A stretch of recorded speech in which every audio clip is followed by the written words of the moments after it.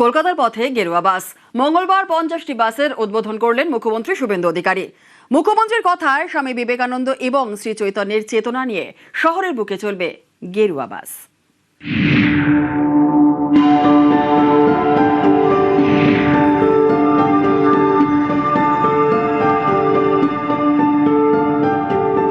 স্বামী বিবেকানন্দের তিনি যে পোশাক পরতেন, অর্থাৎ আমাদের শৌর্যের প্রতীক স্যাফরন গেরুয়া কালারে বাসগুলোকে সুশোভিত করে স্বামী বিবেকানন্দ, প্রভু শ্রী চৈতন্যদেব সকলেই এর জন্য লড়াই করে গেছেন।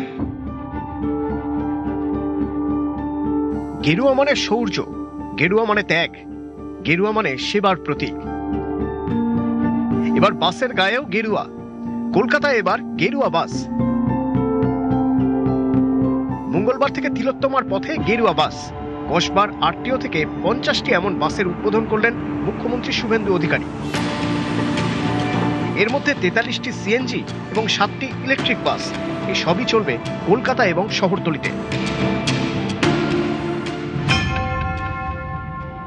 আজকে পরিবেশ বান্ধব 43টা সিএনজি, 7টি ইলেকট্রিক ভেহিকেলের উদ্বোধন হলো। আমি ডাব্লিউবিটিসি কে ধন্যবাদ জানাবো।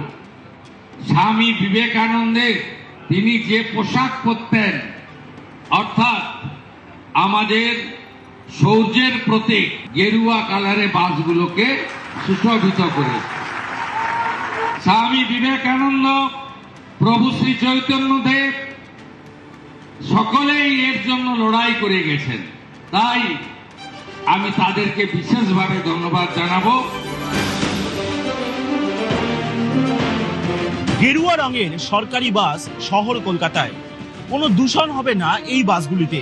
তার কারণ সিএনজি বাস ও ইলেকট্রিক বাস রাজ্য পরিবহন দপ্তরের তরফে শহরে শহরে বিভিন্ন রুটে এই বাসগুলি চলাচল করবে।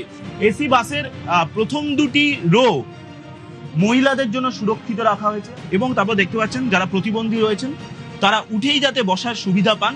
এই নতুন যে এসি বাসগুলি রয়েছে, যেগুলি কলকাতা এবং শহরতলির বিভিন্ন রুটে যাতায়াত করবে আজ থেকে। বহুদিন ধরেই দাবি ছিল যে কলকাতার বিভিন্ন রুটে এসি সরকারি বাস বাড়ানো হোক। রাজ্যে সরকার পালাবদলের পর 9 সপ্তাহের মধ্যেই নয়া এসি বাস শহর এবং শহরতলির বিভিন্ন রুটে যাতায়াত করবে। তারই আনুষ্ঠানিকভাবে আজ উদ্বোধন করলেন মুখ্যমন্ত্রী শুভেন্দু অধিকারী। 400 বাস চেয়েছেন, টেন্ডার করে দিন, 400 বাসের টাকা পেয়ে যাবেন। আমাকে সিএস বলছিলেন আপনি বলে যান মার্চ 2027-এর মধ্যে 1000 নতুন বাস আপনি দিতে পারবেন। কোনা এক্সপ্রেসওয়ে এখান দিয়ে যে ফ্রেট আসে, পণ্যবাহী গাড়ি, তাতে সময়ও লাগে, দূষণও হয় এবং ট্রাফিক কনজেশনের ফলে নাগরিকরাও অসুবিধায় পড়ে।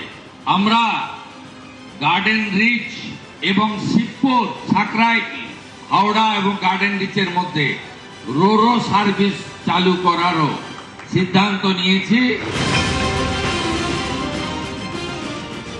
পশ্চিমবঙ্গ 17তম রাজ্য হিসেবে ওয়াটার মেট্রোতে যুক্ত হচ্ছে। মা গঙ্গার এই অপরূপ যে তার আশীর্বাদ, অন্য শহরগুলোর মতো শেষ শহর তিরুবনন্তপুরম, কেরালা, আমরা তারপরে যুক্ত হওয়ার জন্য প্রাথমিক সিদ্ধান্ত আমরা গ্রহণ করেছি। ট্রান্সপোর্ট বিভাগের অধীন সিটি মেট্রো আমরা ধীরে ধীরে চালু করব। আমরা দুটো পাশাপাশি থাকা বড় শহরকে প্রথমে যুক্ত করতে চাই, একটা দুর্গাপুর আসানসোল, আরেকটা শিলিগুড়ি জলপাইগুড়ি।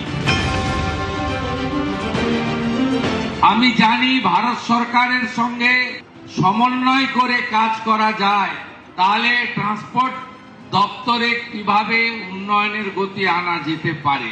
এই রাজ্যের যে বেহাল অর্থনৈতিক অবস্থা, প্রথমে সিপিআইএম এর সরকার, পরে তৃণমূল সরকার করে দিয়ে গেছে, অর্থাৎ 8 লক্ষ কোটি টাকা ঋণের বোঝা। এই জায়গা থেকে বেরিয়ে আসতে গেলে সরকারি যে রাজস্ব রেভিনিউ রয়েছে তার মধ্যে ট্রান্সপোর্টও অনেক বড় অংশীদারিত্ব করতে পারে। জলপথ, স্থলপথ, রেল, আকাশপথ সর্বত্রই নো নো নো ছিল। এবারে ইয়েস ইয়েস ইয়েস হবে।